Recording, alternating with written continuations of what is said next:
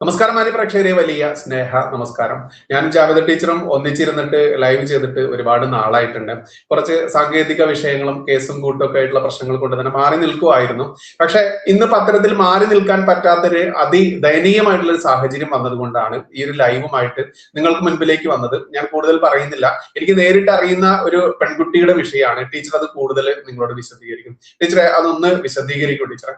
എനിക്ക് ഏതാണ്ട് കക്ഷിയെ ഒരു വർഷമായിട്ട് അറിയാം. ജോലിയൊന്നും ചെയ്യാൻ ഒരു മടിയുമുള്ള പ്രകൃതക്കാരിയല്ല. നമ്മളുമായിട്ട് വളരെ അടുത്തിടപഴകുന്ന എല്ലാവരും എന്നെ ടീച്ചറെന്ന് വിളിക്കുമ്പോൾ ഈ കക്ഷി എന്നെ ചേച്ചി എന്നാ വിളിക്കുന്നത്. അപ്പൊ എന്നോട് എപ്പോഴും പറയും എനിക്ക് അച്ഛനില്ല, അമ്മയില്ല, സഹോദരങ്ങൾ ആരുമില്ല. അതുകൊണ്ട് ചേച്ചി എൻ്റെ ഒരു അമ്മയ്ക്ക് ജനിക്കാത്ത ഒരു സിസ്റ്റർ ആയിട്ട് തന്നെയാണ് എനിക്ക് തോന്നിയിട്ടുള്ളത്. അപ്പോ എനിക്ക് എന്ത് രൂപത്തിലുള്ള ബുദ്ധിമുട്ടുണ്ടെങ്കിലും ആള് ഓടി വരും, വേണ്ടതെല്ലാം ചെയ്യും. നല്ല ആത്മാർത്ഥതയുള്ള ഒരു സ്ത്രീയാണ്. അപ്പൊ വന്ന് ഏതാണ്ട് ഇപ്പോ ഒരു 1.5 വർഷത്തോളമായിട്ട് എൻ്റെ കൂടെയുണ്ട് ആള്. അപ്പോ കുറച്ച് കഴിഞ്ഞപ്പോ ഏതാണ്ട് ഒരു 1.5-2 മാസത്തിന് മുമ്പ് എന്നോട് പറഞ്ഞു, ചേച്ചി എനിക്കൊരു ട്യൂമർ ഉണ്ട്. അപ്പൊ ഇന്ന് ഞാൻ ഹോസ്പിറ്റലിൽ പോയിരുന്നു, ചേച്ചി എനിക്ക് ഇന്നും നാളെയും ഒന്ന് ലീവ് തരണം. അപ്പൊ ഞാൻ ചോദിച്ചു, എന്ത് പറ്റി, നീ വിവരം ഒന്നും പറഞ്ഞില്ലല്ലോ? പറഞ്ഞാലും എന്ത് ചെയ്യാനാ ചേച്ചി, എനിക്കത് പറയുമ്പോൾ തന്നെ എനിക്ക് വിഷമം ഉണ്ടാകും, വേദന ഉണ്ടാകും, അതുകൊണ്ട് ഞാൻ പറയാത്തതാണ് എന്ന് പറഞ്ഞു. അപ്പൊ അവർക്ക് 3 മക്കളാണുള്ളത്. ഈ കുഞ്ഞുങ്ങൾ ഇടയ്ക്കിടയ്ക്ക് എന്റെ വീട്ടിൽ വരും. അപ്പൊ നമ്മുടെ വീട്ടിൽ നല്ല ഭക്ഷണമൊക്കെ ഉണ്ടാക്കുമ്പോഴേക്ക് ഈ കുഞ്ഞുങ്ങൾ അവിടെ ഭക്ഷണമൊന്നുമില്ല. അപ്പൊ ഞാൻ പറയും, മക്കളോട് ഇങ്ങോട്ട് വരാൻ പറ, നമ്മൾ ഒരുമിച്ച് കഴിച്ച് നമുക്ക് മുന്നോട്ട് പോകാം എന്ന് പറഞ്ഞ് ഉള്ളതിൽ ഒരു വിഹിതം കൊടുക്കും. എന്നാലും അവള് 4 ദിവസം വന്ന് അവളും മക്കളും ഭക്ഷണം കഴിച്ചാൽ ഒരു ദിവസം അവള് ഞങ്ങളെ അങ്ങോട്ട് വിളിക്കും. എന്നിട്ട് വിഷുവിനൊക്കെ ഞങ്ങൾക്ക് പറ്റുന്നത് പോലെയൊക്കെ സദ്യയൊക്കെ തന്ന് അങ്ങനെ പോകുന്ന ആളാ. അപ്പൊ പെട്ടെന്ന് ഇങ്ങനെ അവർക്ക് ട്യൂമർ ആണ് എന്ന് കേട്ടപ്പോൾ എനിക്കൊരു വിഷമം തോന്നി. അപ്പൊ എന്നോട് പറഞ്ഞു, ചേച്ചി നട്ടെല്ലിന് ഇങ്ങനെ ഒരു സാക്രത്തിൽ ഇങ്ങനെ ഒരു പ്രോബ്ലം ഉണ്ട്, ഒരു മുഴയായിരുന്നു. പക്ഷെ ഇന്ന് ഞാൻ ഹോസ്പിറ്റലിൽ പോയപ്പോ അത് 3 എണ്ണമായി എന്ന് പറഞ്ഞു. അതിങ്ങനെ ബഡ്ജ് ചെയ്ത് നിൽക്കുകയാണ്. അപ്പൊ എനിക്ക് എന്തെങ്കിലും ഭാരമുള്ള ഒരു സാധനം, അതായത് ഒരു കപ്പ് വെള്ളമെങ്കിലും പൊക്കുമ്പോൾ എനിക്ക് ഷോൾഡർ ഭയങ്കര പെയിനാ. അതുകൊണ്ട് ഞാൻ പോയി പിന്നെ ഹോസ്പിറ്റലിൽ പോയി ട്രീറ്റ്മെന്റിന്. അപ്പൊ MMC-യിലാണ് പോയത്, മലബാർ മെഡിക്കൽ കോളേജ്. അപ്പൊ അവിടെ പോയി, അവിടെ ആകുമ്പോൾ കുറച്ച് പൈസ റിഡക്ഷൻ ഉണ്ടാവും. MRIക്ക് ഡേറ്റ് ഇല്ല. അങ്ങനെ അവര് ഷോൾഡറിലേക്കൊക്കെ ഭയങ്കര പെയിൻ വരുന്നു. അപ്പൊ ചില ദിവസങ്ങളിലൊക്കെ പാത്രമൊക്കെ കഴുകിക്കൊണ്ടിരിക്കുമ്പോ ആള് ഭയങ്കരമായിട്ട് വാവിട്ട് നിലവിളിക്കുക. ഞാൻ അങ്ങനെ ഒരുപാട് പണിയൊന്നും എടുപ്പിക്കാറില്ല. എന്നെ കൊണ്ട് പറ്റുന്നിടത്തോളം ഞാൻ തന്നെ ചെയ്യും. അപ്പോഴും എന്നോട് പറയും, ചേച്ചി പോയി വീഡിയോ ചെയ്തോ, ഞാൻ ചെയ്തോളാം, കുഴപ്പമില്ല, ഒരു അല്പം കഴിഞ്ഞിട്ടാണെങ്കിലും ഞാൻ തന്നെ ചെയ്തോളാം എന്ന് പറയും. അങ്ങനെ ഒരു ദിവസം ഞാൻ പുറത്തു പോയിട്ട് വരുമ്പോ ഈ സ്ത്രീയുടെ മോള് 7ാം ക്ലാസ്സിൽ പഠിക്കുന്ന കുട്ടിയാണ്. നല്ല നാടോടി നൃത്തവും മോഹിനിയാട്ടവും ഒക്കെ, നല്ല കലാപരമായിട്ട് കായികമായിട്ട് ഓട്ടക്കാരിയാണ്, എല്ലാ കഴിവുമുണ്ട്. അതുപോലെ നല്ല പഠനത്തിലും മികച്ച കുട്ടിയാണ്. ഇപ്പൊ PCC ഒക്കെ നേടിയ കുട്ടിയാണ്. അപ്പോ അങ്ങനത്തെ ഒരു കുട്ടി, ആ കുട്ടി നിന്നിട്ടുണ്ട് നമ്മുടെ വീട്ടിലെ തുണി മടക്കുന്നു. അപ്പൊ ഞാൻ ഇവളോട് ചോദിച്ചു, നീ എന്തിനാ കുഞ്ഞിനെ കൊണ്ട് അത് ചെയ്യിപ്പിക്കുന്നത്? ചേച്ചി എനിക്ക് ഷോൾഡർ ഭയങ്കര വേദനയാണ്, എനിക്ക് വേദന സഹിക്കാൻ പറ്റുന്നില്ല, ഞാൻ ഉറങ്ങിയിട്ട് ഒരു 5-6 ദിവസമായി, എനിക്ക് തീരെ പറ്റുന്നില്ല എന്ന് എന്നോട് പറഞ്ഞു.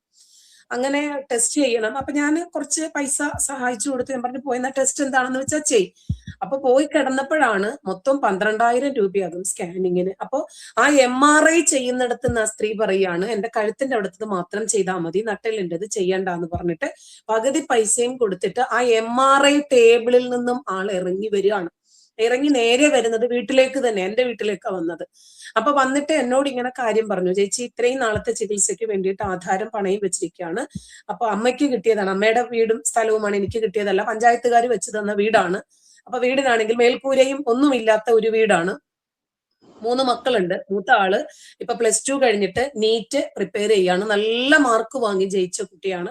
ആ കുട്ടിക്ക് BSc നഴ്സിംഗോ എന്തെങ്കിലും പഠിക്കണമെന്ന് ആഗ്രഹമുണ്ട്. 2ാമത്തെ കുട്ടി 7ാം ക്ലാസ് ആണ്. 3ാമത്തെ കുഞ്ഞിന് 2 വയസ്സ് മാത്രമേ പ്രായമുള്ളൂ. ഭർത്താവും ജയിലിൽ കിടന്നിട്ട് ആള് മരിച്ചതാണ്. അപ്പൊ ആരോരുമില്ല സഹായിക്കാൻ. അപ്പം എന്നോട് വന്നിങ്ങനെ ഇരുന്ന് കരയുവാണ്, ചേച്ചി ഞാൻ വീണുപോയാല് എന്റെ 3 മക്കളെ ചേച്ചി നോക്കുവോ, ചേച്ചിയുടെ മക്കളുടെ കൂടെ നിർത്തുവോ? അപ്പോ നമ്മുടെ ഹൃദയം പൊട്ടിപ്പോകുന്ന ഒരു വാർത്തയാണല്ലോ ഈ കാണുന്നത്. അപ്പോ ഞാൻ പറഞ്ഞു, നീ അങ്ങനെയൊന്നും ചിന്തിക്കല്ലേ, നമുക്ക് എന്തെങ്കിലും ഒരു നല്ലത് വരും. അപ്പോഴാണ് എന്നോട് ചോദിച്ചത്, ചേച്ചിയുടെ സബ്സ്ക്രൈബേഴ്സ് ആരെങ്കിലും വിചാരിച്ചാല് എന്തെങ്കിലും എന്നെ ഒന്ന് സഹായിക്കാൻ പറ്റുമോ ചേച്ചി? കാരണം ആധാരം പണയം വെച്ചു, അതേതാണ്ട് 2-3 ലക്ഷം രൂപയിലേക്കായിട്ടുണ്ട്. എന്റെ അവസ്ഥ കണ്ടിട്ട് 2 വർഷമായിട്ട് അവര് ഇങ്ങനെ പെൻഡിങ്ങിൽ വെച്ചിരിക്കുവാണ്. അപ്പൊ അദാലത്തിന് വിളിച്ചാൽ പോലും എടുക്കാൻ എനിക്ക് പറ്റില്ല. ഈ കുട്ടികള് ശരിക്കും പറഞ്ഞാല് മിക്ക ദിവസവും റേഷനരി മാത്രം കഞ്ഞി വെച്ച് കുടിക്കുക, വീട്ടിൽ നിന്ന് കുറേശ്ശെ അച്ചാർ എടുത്തുകൊണ്ട് പോകുന്ന കാണാം. അപ്പൊ കുട്ടികൾ ഈ അച്ചാറും കൂട്ടിയാണ് കഴിക്കുന്നത്. അപ്പൊ ഉച്ചയ്ക്ക് ഞങ്ങൾ എല്ലാവരും കൂടെ ഇരുന്ന് കഴിക്കുമ്പോൾ, കക്ഷി ഇരുന്ന് കഴിക്കുമ്പോൾ ഇങ്ങനെ മിണ്ടാതിരിക്കുന്ന കാണാം. അപ്പോ ഇക്ക പറയും, വീട്ടിലെ കുഞ്ഞുങ്ങളെ കുറിച്ച് ആലോചിച്ചിട്ടായിരിക്കും, എന്നാ പിന്നെ നീ ഒരു കാര്യം ചെയ്യും, കുറച്ച് കറിയോ എന്തെങ്കിലും അവരോട് എടുത്തുകൊണ്ട് പോയിക്കോളാം. നമുക്ക് എത്ര കൊടുക്കാൻ പറ്റും, നമ്മൾ എത്ര കൊടുത്താലും അവർക്ക് ഇത്രയെന്നുണ്ടല്ലോ. അപ്പൊ ഞാനൊരു ഉദാഹരണം പറയാം. മിനിഞ്ഞാന്ന് കുറച്ച് സാമ്പാർ വെച്ചു. അപ്പൊ ഈ സാമ്പാർ കൊണ്ടുപോയപ്പോ ഈ കുട്ടി കാത്തു നിപ്പുണ്ട്, ആര് +2കാരൻ. അപ്പൊ അവൻ അങ്ങനെ അമ്മയെ നോക്കിയപ്പോ അപ്പൊ അവളെ വിളിച്ചു പറഞ്ഞു സാമ്പാർ ഉണ്ട്. അപ്പൊ ഈ കുട്ടി ചെരുപ്പ് പോലും ഇല്ലാതെ ഓടി വരുവാണ് ഈ സാമ്പാർ കൊണ്ടുപോയിട്ട് ചോറ് തിന്നാൻ വേണ്ടി. അപ്പൊ നമുക്ക് എല്ലാം ഉള്ളത് കൊണ്ട്, നമ്മള് വയറു നിറയെ ഭക്ഷണം കഴിച്ച് സമൃദ്ധിയായിട്ട് കിടന്ന് ഉറങ്ങുന്നത് കൊണ്ട് നമുക്ക് ആ വേദന ഒരുപക്ഷെ മനസ്സിലാക്കാൻ പറ്റില്ല. അപ്പൊ ഈ കാലത്തും ഭക്ഷണമില്ലാതെ വേദനിക്കുന്ന, മാതാപിതാക്കളില്ലാതെ വേദനിക്കുന്ന, ഒരു ഗുളിക വാങ്ങി കഴിച്ചാൽ ഒരു പക്ഷേ ആ രോഗത്തിനൊരു ആശ്വാസം ഉണ്ടാകും. അങ്ങനെ പോലും നിവൃത്തിയില്ലാത്ത ഈ കാലഘട്ടത്തിലും ജീവിക്കുന്ന ഒരു സ്ത്രീയെയാണ് എനിക്ക് കാണാൻ കഴിഞ്ഞത്. അപ്പൊ ഇത്രയും ഇവരുടെ വേദന കണ്ട് ഇവര് ദിവസവും കരയുവാണ്. അപ്പം ചില ദിവസങ്ങളിൽ ഞാൻ അങ്ങോട്ട് ലീവ് കൊടുക്കും, വരണ്ടാന്ന് പറയും. ഇന്നിപ്പോ ഞാൻ കുറച്ച് പഠന സഹായം കുറച്ച് കുട്ടികൾക്ക് നൽകുന്നുണ്ട്. അപ്പൊ അതിന്റെ കുറച്ച് ബുക്കുകളും പുസ്തകങ്ങളും ബാഗുകളും ഒക്കെ ആയിട്ട് ഞാൻ അവൾക്ക് കൊടുത്തിട്ട് മോൾക്ക് കൊണ്ട് കൊടുക്കാൻ പറഞ്ഞു. അപ്പോ ആള് ഇരുന്ന് കരയുക. അപ്പം ബൈജുവിനെയും കൂടി അറിയുന്നത് കൊണ്ട് എന്നോട് ചോദിച്ചു, ചേച്ചി എന്റെ കാര്യം ബൈജു ചേട്ടനോട് പറഞ്ഞിരുന്നോ? അപ്പൊ ഞാൻ പറഞ്ഞു, അവൻ ചിലപ്പോൾ വിളിക്കുമായിരിക്കും, ഞാൻ അവന് നമ്പർ കൊടുത്തിട്ടുണ്ട്, നോക്കട്ടെ. ഞങ്ങൾ അങ്ങനെ ചാരിറ്റി വീഡിയോ ചെയ്യില്ല, ഞങ്ങൾ 2 വർഷത്തോളമായിട്ട് ഒരുമിച്ചിരുന്ന് ഒരു ജോയിന്റ് ലൈവ് ചെയ്തിട്ട് അപ്പൊ ചെറിയ 1-2 പ്രശ്നങ്ങളും സാങ്കേതിക തകരാറും ഒക്കെ വന്നുകൊണ്ട് ഞങ്ങൾ ചെയ്യാറില്ല എന്ന് പറയും. അങ്ങനെയാണ് ഇന്ന് കൊച്ചു വെളുപ്പാങ്കാലത്ത് ഞാൻ ബൈജുവിനെ വിളിച്ചുണർത്തിയിട്ട് ഈ വിഷയം പറയുന്നത്. ഇന്ന് തന്നെ എന്തെങ്കിലും ഇവർക്കൊരു തീരുമാനം ഉണ്ടാക്കി കൊടുക്കണം. തന്നെയുമല്ല, ഇവർക്ക് ഇനിയിപ്പോ എന്തെങ്കിലും സംഭവിച്ചു എന്നിരിക്കട്ടെ, നമ്മളൊക്കെ നാളെ ആ കണ്ണീരൊപ്പാനുണ്ടാവും. ജീവിച്ചിരിക്കുമ്പോഴാണല്ലോ എന്തെങ്കിലും ഒരു സഹായം എത്തിക്കേണ്ടത്. ആ കുട്ടികൾക്ക് പഠിക്കണം, അവർക്ക് ഒന്ന് കേറി കിടക്കാൻ പറ്റണം, മേൽക്കൂരയുള്ള ഒരു വീട് വേണം, അവർക്ക് നല്ല പഠിക്കുന്ന മക്കളാണ്, അവർക്ക് പഠിക്കാൻ ഒരു സഹായം വേണം, ഇവർക്ക് ട്രീറ്റ്മെന്റ് മുന്നോട്ട് കൊണ്ടുപോകാൻ കഴിയണം. അതിനൊക്കെ ഉപരിയായിട്ട് ബാങ്കിലിരിക്കുന്ന ഈ കുടിലിന്റെ ആധാരം തിരിച്ചെടുക്കാൻ പറ്റണം. അവര് നല്ല അധ്വാനിക്കാൻ തയ്യാറാണ്. ഇപ്പൊ അവര് അവിടെ നമ്മുടെ അടുത്തുള്ള ഒരു സ്കൂളുണ്ട്, ആ സ്കൂളിലെ അധ്യാപകരുടെ ഒക്കെ വീടുകൾ ക്ലീൻ ചെയ്യാൻ പോകും, ആ സ്കൂളൊക്കെ ക്ലീൻ ചെയ്യാൻ പോകും. അത്യാവശ്യം വിദ്യാഭ്യാസമുള്ള ഒരു സ്ത്രീയാണ്. ഇവരെ മുമ്പ് ഹോസ്പിറ്റലിൽ അസിസ്റ്റന്റ് സ്റ്റാഫായിട്ടൊക്കെ ഇരുന്നിട്ടുണ്ട്, അംഗൻവാടികളിൽ അധ്യാപികയായിട്ടൊക്കെ വർക്ക് ചെയ്തിട്ടുണ്ട്, നല്ല വിദ്യാഭ്യാസ യോഗ്യതയുള്ള പെണ്ണാ. പക്ഷെ ഈ മക്കൾക്ക് ചോറ് കൊടുക്കാൻ വേണ്ടിയിട്ട് എന്ത് ജോലിയും ചെയ്യാൻ സന്നദ്ധയാണ്. അപ്പൊ ഞാൻ പിന്നീട് ഇതിന് അങ്ങനെ മനസ്സിലാക്കി, ഒരു സ്ത്രീ ഈ മക്കളെ വളർത്താൻ വേണ്ടിയിട്ട് എത്ര കണ്ട് വേദന സഹിക്കുന്നുണ്ട്. അപ്പോ വാവിട്ട് കരഞ്ഞിട്ട് എന്നോട് പറയാ, ചേച്ചി ഞാൻ ഉറങ്ങിയിട്ട് ഒരുപാട് ദിവസമായി, കിടക്കാൻ പറ്റുന്നില്ല, മലർന്ന് കിടക്കുമ്പോൾ ഇവിടെ ഇങ്ങനെ ബഡ്ജ് ആയിക്കൊണ്ടിരിക്കുകയാണ്. അപ്പം ഇവിടെ ഇങ്ങനെ 3 മുഴകളാണ് അത്ര ഇപ്പൊ പ്രത്യക്ഷപ്പെട്ടിരിക്കുന്നത്. അപ്പൊ ഒരെണ്ണമേ ഉണ്ടായിരുന്നുള്ളൂ. ആദ്യം സാക്രം എന്ന് പറയുന്ന ഭാഗത്താണ് ഉണ്ടായിരുന്നത്, നട്ടലിനോട് ചേർന്നിട്ടാണെന്ന് തോന്നുന്നു. അപ്പൊ അതങ്ങനെ ബഡ്ജ് ചെയ്ത് ഇരിക്കും തോറും വലിയ വേദനയാണ്. അപ്പൊ ഡോക്ടർ പറഞ്ഞു, ഇത് ഇങ്ങനെ പോയാല് സ്ട്രോക്ക് വരും, ഒരു സൈഡ് മുഴുവനും സ്ട്രോക്ക് വരാനുള്ള സാധ്യതയുണ്ട്.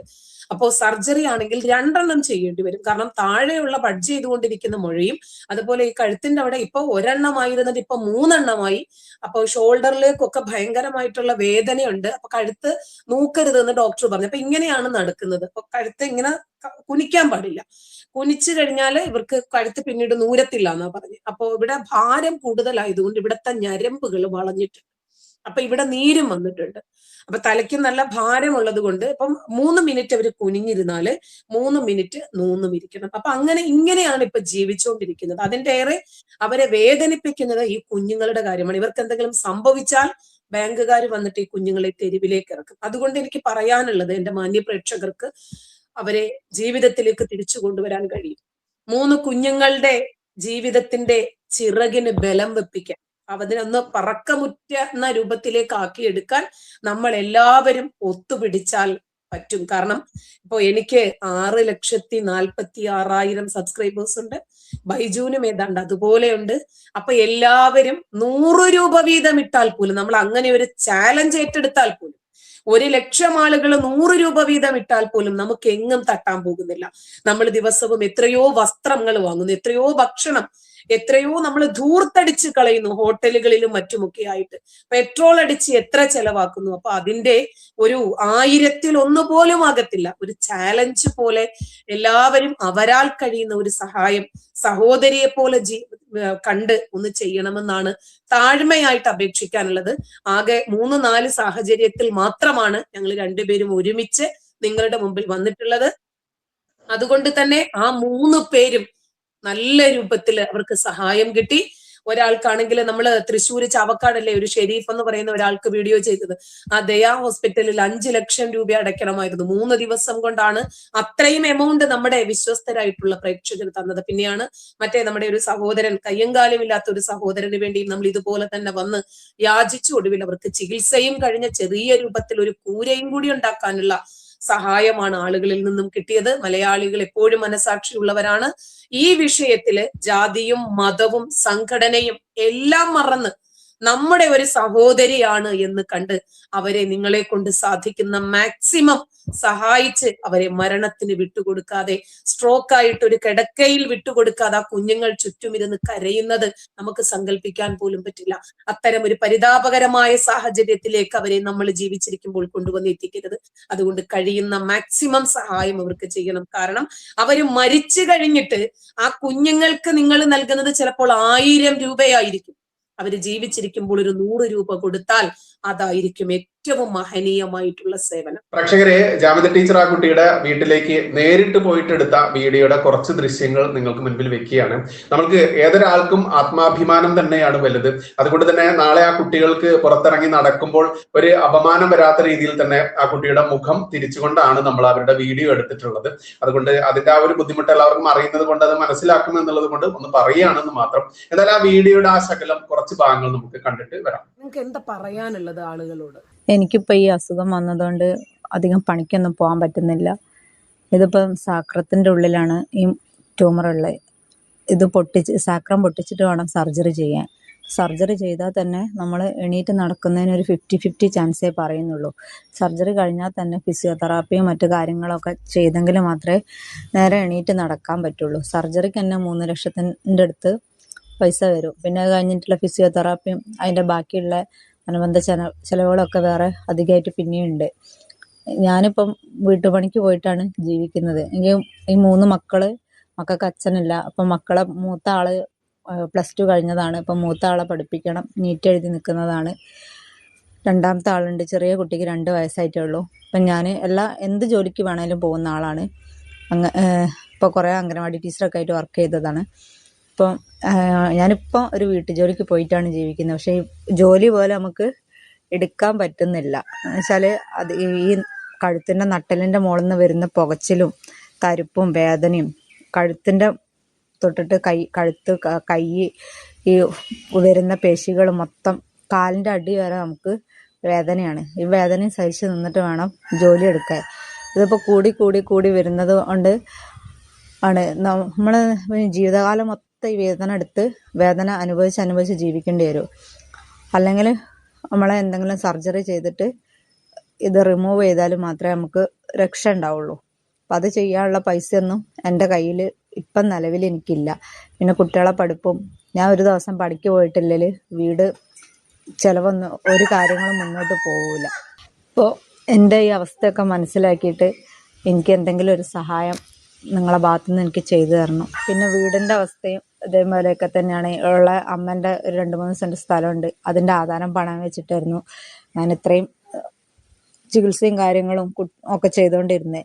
അപ്പോൾ ആധാരം പണയം വെച്ചിട്ട് അത് എനിക്ക് പലിശ അടയ്ക്കാൻ പറ്റാണ്ട് അതിപ്പോൾ ഒരു 3 ലക്ഷത്തിൻ്റെ അടുത്ത് ബാധ്യതയായിട്ട് കുടിശ്ശിക കയറി ആധാരം ബാങ്കിൽ കിടക്കുക. അപ്പം ഞാൻ ഇന്നലെ അതേപോലെ തീരെ പറ്റാതെ ഇപ്പോൾ കുറേ പ്രാവശ്യം MRI ചെയ്യണം എന്ന് പറഞ്ഞ് നമ്മൾ പൈസേൻ്റെ ഒരു ബുദ്ധിമുട്ടുകൊണ്ട് MRI ചെയ്യാതെ ഞാനിങ്ങനെ മുന്നോട്ട് കൊണ്ടുപോയത്. അപ്പോൾ തീരെ പറ്റാതെയായി. അപ്പോൾ MRI ചെയ്യാൻ പോയപ്പം എല്ലാ ടേബിളിൽ കിടത്തിയിട്ട് ഞാൻ അവിടെ നിന്ന് ഇറങ്ങി പോരേണ്ട അവസ്ഥയായി. എന്ന് വെച്ചാൽ 12,000 രൂപയാണെന്നാണ് പറഞ്ഞത്. അപ്പം അത്രയും പൈസ കൊടുത്തിട്ട് ചെയ്യാനുള്ള MRI ചെയ്യാനുള്ള ഒരു സാമ്പത്തിക സ്ഥിതിയൊന്നും എനിക്ക് നിലവിൽ എനിക്കില്ല. നിങ്ങൾക്ക് ഏതാണ്ട് ഇവരുടെ അവസ്ഥ മനസ്സിലായി കാണുമെന്ന് വിചാരിക്കുന്നു. ഇന്നലെ MRI ചെയ്യാൻ വേണ്ടി പോയി ടേബിളിൽ കിടക്കുന്ന സമയത്താണ് ഇവരോട് പറയുന്നത് MRI ചെയ്യണമെങ്കിൽ 12,000 രൂപ വേണമെന്ന്. അപ്പോൾ ആ 12,000 രൂപ ഇല്ലാത്തത് കൊണ്ട് എവിടെ നിന്നോ ഒക്കെ കടവും ഇടവും ഒക്കെ വാങ്ങിച്ചിട്ട് 500 1000 കൊണ്ട് ഇത്രയും വലിയ ഒരു അസുഖത്തിന് പോയിട്ട് കാര്യമില്ലല്ലോ. അങ്ങനെ അവർ ആ MRI ചെയ്യുന്ന ടേബിളിൽ നിന്നും എഴുന്നേറ്റ് വരുവാണ് ചെയ്തത്. അവർക്ക് ചെയ്യാൻ പറ്റിയില്ല. 6,000 രൂപയ്ക്ക് സ്പൈനലിലെങ്കിലും ചെയ്യാമെന്ന് വിചാരിക്കുമ്പോൾ അതിന് ഡോക്ടറുടെ കൺസൾട്ടിങ് ഫീസ് വേറെയുണ്ട്. അവിടെ നിന്ന് തിരിച്ച് വീട്ടിലേക്ക് വരാനുള്ള വണ്ടിക്കൂലി വേറെയുണ്ട്, പിന്നെ കുഞ്ഞുങ്ങളുടെ ബുദ്ധിമുട്ട്, പ്രയാസങ്ങൾ, അവരുടെ പട്ടിണി. അപ്പോൾ ഇവർ വിചാരിക്കണത് ഇത്രയേ ഉള്ളൂ. ഇപ്പോൾ സാക്രത്തിൻ്റെ അകത്താണ് ഇപ്പോൾ ഇങ്ങനെ ഒരു ട്യൂമർ പ്രത്യക്ഷപ്പെട്ടിരിക്കുന്നത്. അതും പൊട്ടിച്ചിട്ട് വേണം അതിനകത്ത് നിന്ന് ഈ മുഴയെടുത്ത് മാറ്റാൻ. അതല്ലെങ്കിൽ അതിനകത്ത് ഇനി എന്താണെന്ന് അറിയില്ല, അതൊക്കെ ഇനി പത്തോളജിയിലേക്ക് അയക്കേണ്ടുന്ന വിഷയങ്ങളാണല്ലോ. അപ്പോൾ ഇത് ഇങ്ങനെ ചെയ്തു കഴിഞ്ഞാൽ പോലും നടക്കാനുള്ള സാഹചര്യം ഏതാണ്ട് 50-50 ചാൻസ് മാത്രമേ ഉള്ളൂ. അപ്പോൾ 2.5 വയസ്സായ കുഞ്ഞ്, അച്ഛനില്ല. അപ്പോൾ നമുക്കറിയാം എങ്ങനെയാണ് ഇവർ മുന്നോട്ട് പോകുന്നത് എന്ന്. അതുകൊണ്ട് പോകുന്നിടത്തോളം പോകട്ടെ എന്ന് വിചാരിച്ചിട്ട് ഹോസ്പിറ്റലിൽ ട്രീറ്റ്മെൻ്റ് ഒക്കെ പെൻഡിങ്ങിൽ വെച്ചിട്ടാണ് ഇവർ മുന്നോട്ട് പോകുന്നത്. അങ്ങനെ പോകുമ്പോഴാണ് കുറച്ച് വെള്ളം എടുക്കുമ്പോഴേക്ക് കൈ കുഴഞ്ഞു പോകുന്നു, വേദനയാകുന്നു. അങ്ങനെ ഇവർക്കൊന്നും ചെയ്യാൻ പറ്റുന്നില്ല. ഈ വേദന തോളിലേക്കും തുടർന്ന് കൈയിലേക്കും കാലിലേക്കും നട്ടലിലേക്കുമൊക്കെ വന്നതിൻ്റെ പേരിലാണ് ഒരു സർജറി നിർബന്ധമായിട്ടും വേണമെന്ന് ഡോക്ടർ പറയുന്നത്. ഇനി ഇങ്ങനെ മുന്നോട്ട് പോയാലും ഇവർ കിടന്നു പോകും. അതല്ലെങ്കിൽ ഇനി ഈ വേദന ഇങ്ങനെ സഹിച്ചൊരു പരിധി വരെ മുന്നോട്ട് പോകാം. കുഞ്ഞുങ്ങളെ കരുതിയും അവരെ പട്ടിണിക്കിടാതിരിക്കാൻ വേണ്ടിയിട്ടുമാണ് ഇവരൊരു ജോലി തിരഞ്ഞെടുത്തിരിക്കുന്നത്. അപ്പം നമുക്കറിയാം, നമ്മളൊക്കെ ഇന്ന് സേഫ് സോണിൽ നിൽക്കുന്നവരായിരിക്കും ഒരു പക്ഷേ. എല്ലാ മനുഷ്യൻ്റെ ജീവിതത്തിലും ഇങ്ങനെയൊക്കെ ഒരു കയറ്റവും ഇറക്കവുമുണ്ട്. അതുകൊണ്ട് അവർക്ക് വന്നാൽ അവർ നോക്കട്ടെ എന്നതിൽ കവിഞ്ഞ് നമ്മളൊക്കെ മനസ്സാക്ഷി പണയം വയ്ക്കാത്ത ആളുകളാണ് ഏത് സാഹചര്യത്തിലും. അതുകൊണ്ട് നമ്മളാൽ കഴിയുന്നത്, ഒരു പക്ഷേ നമ്മൾ കൊടുക്കുന്ന 1000-ഓ 500-ഓ അതല്ലെങ്കിൽ അതിൻ്റെ മേലെയോ താഴെയോ ഒരു കുടുംബത്തിൻ്റെ അത്താണിയാണ് എന്ന് മറക്കരുത്. കാരണം എല്ലാ മനുഷ്യൻ അങ്ങനെ പരസ്പരം സഹായിച്ചും സഹകരിച്ചും തന്നെ മുന്നോട്ട് പോയിട്ടുള്ളവരാണ്. ഞാൻ മുമ്പ് ഇതുപോലെ നിങ്ങളോടൊരു സഹായ അഭ്യർത്ഥനയുമായിട്ട് വന്നു.